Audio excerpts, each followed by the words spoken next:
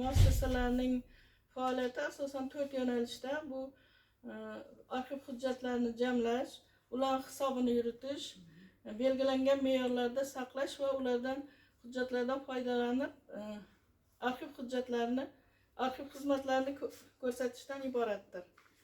Bizning Yangibozor tumanimiz 4 ta tumanga arxiv xizmatlari ko'rsatib keladi.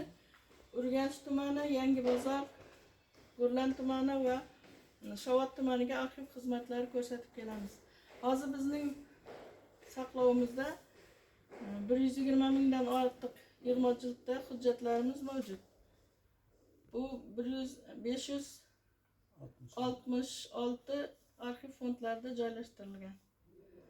Bunda arxiv xizmatlarini yagona interaktiv davlat xizmatlari portali yoki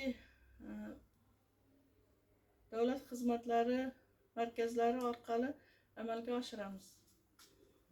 Shu kunga 1035 dan ortiq so'rovlar kelib tushgan. Bir yil boshidan boshlab. Shu anki xizmat ko'rsatgansizmi? Buni raqamlashtirish ikkita yo'nalishda olib borilmoqda. Birinchisi yagona milliy arxiv fondini yaratish maqsadida e-arxiv dasturiga barcha hujjatlarimiz raqamlashtirilib, tizimga kiritilib bormoqda.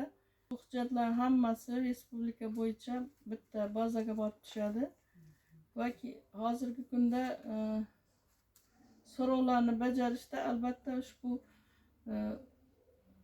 tizimdagi hujjatlarni saxtalashtirish yoki bo'lmasa bizada olingan ma'lumotlarga qanaqadir o'zgarishlar kiritishning oldini olishda muhim rol o'ynaydi.